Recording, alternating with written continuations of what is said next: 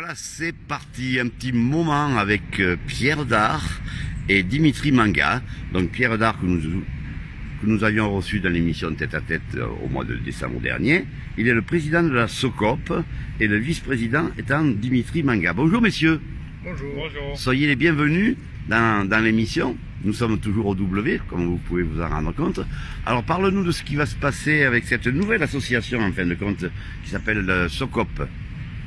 Quels sont vos projets? Nos projets, pour l'instant, c'est surtout un projet qui a été élaboré par des jeunes d'un village qui se trouve en Casamance, au sud du Sénégal. Un projet dont pourra nous parler Dimitri, qui est la mise en place d'une bibliothèque. Oui, parce que c'est important la bibliothèque, ça apporte la culture et le savoir, Dimitri, c'est ça? Effectivement, c'est pour donner une chance aux élèves et étudiants de la localité et leur permettre un peu de poursuivre leur scolarité. On est bien sûr dans une zone où le taux d'abandon est assez important. D'accord, donc ça se situe au sud du Sénégal, oui. Casamance, tu me disais, c'est ça? Casamance, oui. En Casamance, pardon. Donc la démarche, c'est de pouvoir créer une bibliothèque. Ah, alors on sait très bien que le nerf de la guerre, c'est quand même l'argent. Alors comment faites-vous pour récupérer tout cet argent et quand allez-vous partir et avec quel budget? Parle-nous-en Pierre.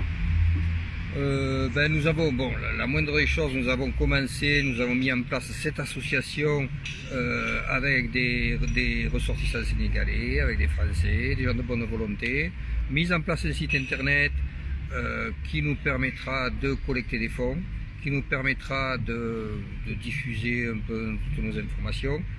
Alors sur Eloasso, il est possible de participer financièrement, il est possible bien sûr d'adhérer à l'association et nous organisons un voyage en 2020. En avril je crois. En avril 2020, où une dizaine de personnes, et toutes les bonnes volontés sont les bienvenues, se déplaceront sur place pour, dans un premier temps, rencontrer les personnes ressources du village, c'est-à-dire toutes les autorités locales, les autorités traditionnelles, les jeunes qui participent au projet et qui ont monté ce projet pour faire en sorte que cette bibliothèque puisse se continuer. Donc il faut le budget de combien pour construire cette bibliothèque? Je crois qu'elle a débuté déjà. Vous avez commencé la construction de cette bibliothèque, Dimitri? Effectivement, donc le budget aujourd'hui il est estimé à 40 000 €. Oui. En fait, il faut juste comprendre une chose, c'est une action qui s'inscrit dans la durée. Ce qui s'est passé par exemple pour cette bibliothèque, c'est déjà un souhait des habitants. Et donc eux aussi sont très impliqués dans la construction de cette bibliothèque et la démarche est que autant les jeunes, les enfants, les femmes et les hommes sont aussi impliqués dans la construction de cette bibliothèque. Donc vous avez tous les moyens qu'il faut là-bas, sur place, il vous manque que le budget pour acheter du matériau, c'est ça? Effectivement, il y a le budget pour acheter les matériaux. En plus, là, quand on va parler des matériaux, c'est les matériaux qu'on ne trouve pas au niveau local, on va dire, dans la localité. Ah oui, donc qu'il faut commander. Voilà, qu'il faut commander, acheter. D'où le coût important peut-être. C'est ça, c'est effectivement cela. Et la politique globale, c'est vraiment de mettre en place un bâtiment qui respecte un peu les normes de construction locale, c'est-à-dire qui s'inspire un peu de tout ce du savoir-faire local, et aussi d'impliquer le plus possible tout ce qui est artisans locaux et personnes avec les connaissances locales en fait du bâtiment. Donc alors pour retrouver cette association, donc il y a une page, c'est Eloasso, c'est ça? Effectivement. H-E-2-L-O et puis Asso, A-2-S-O. C'est ça. Et vous allez sur la page Kadiaken, donc il y a une page qui s'appelle Kadiaken. Alors Kadiaken, c'est K-A-D-Y-A-K-E-N. Exactement. Voilà. Ce qui signifie rendre beau. Ah ben voilà, écoute, nous, si aujourd'hui en plus il fait beau, puis si l'émission Un petit moment avec peut vous rendre beau et apporter un plus, il y a un numéro de téléphone où on peut vous joindre? Alors c'est toujours possible de nous contacter sur Facebook. Alors vas-y. Sachant que, Pierre Dard sur Facebook ou Dimitri Manga. Sachant aussi que nous avons une réunion à Montpellier le 30 novembre, samedi 30 novembre, oui, au bar du musée à Montpellier, c'est 1 rue Montpellier, chez Paul Manga, qui est un expatrié sénégalais, et donc qui a la gentillesse de nous recevoir. Et donc tout le monde est bienvenu à cette réunion, c'est à 10h30 le samedi 30 novembre. D'accord, à Montpellier. Dis donc, Le départ de cette expédition, c'est au mois d'avril, tu nous disais. Oui. Combien de personnes vont partir? Ce sont des techniciens qui vont apporter leur savoir là-bas? Non, non, ce sont des gens de bonne volonté. Tout le monde est le bienvenu. On a limité une dizaine de personnes pour des raisons de logistique, parce que ça pose des problèmes d'hébergement et de transport. Mais enfin, il ne faut pas hésiter à nous contacter si les gens ont envie de se rendre utile et de participer à cette aventure de solidarité. Sur ta page Facebook, Pierre Dard. Voilà, sur la page qui me contacte directement. Il n'y a pas de problème, je réponds à tous les messages. Et toi, Dimitri, que fais-tu dans la vie? Et Moi, qu'est-ce qui t'a amené ici en Europe, et notamment dans le sud de la France?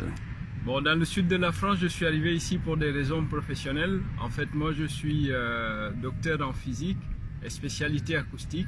Et donc voilà, je travaille dans ce domaine de l'acoustique en fait depuis maintenant une dizaine d'années. Et tes études, tu les as faites où? Une partie en France, une partie au Maroc et une partie au Sénégal en fait. La première partie au Sénégal. Voilà. D'accord, donc tous tes examens ont été validés, il n'y a pas de souci de ce côté-là alors. Hein? Ouais. La France, c'est bien, c'est un beau pays.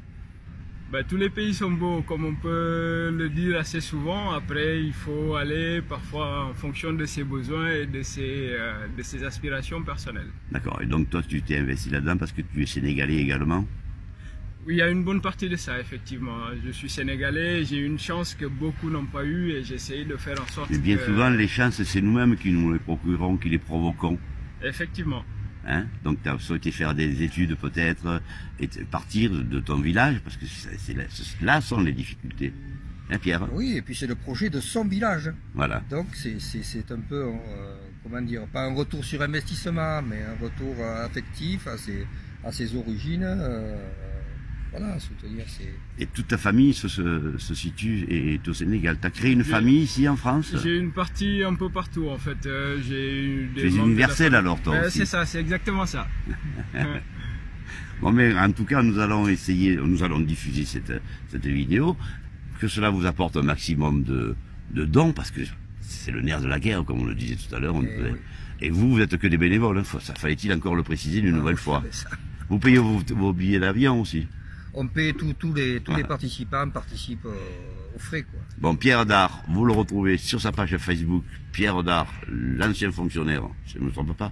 Non, j'ai pas fait que ça dans ma vie. Je sais bien, tu sais bien que je te taquine un peu. Et Dimitri, tu as une page Facebook également? Pareil, Dimitri Manga, comme mon nom et prénom en fait. D'accord. Eh bien, messieurs, merci en tout cas. J'espère que cela vous apportera, oui, avec grand plaisir. Et restez-nous fidèles à l'émission Un petit moment.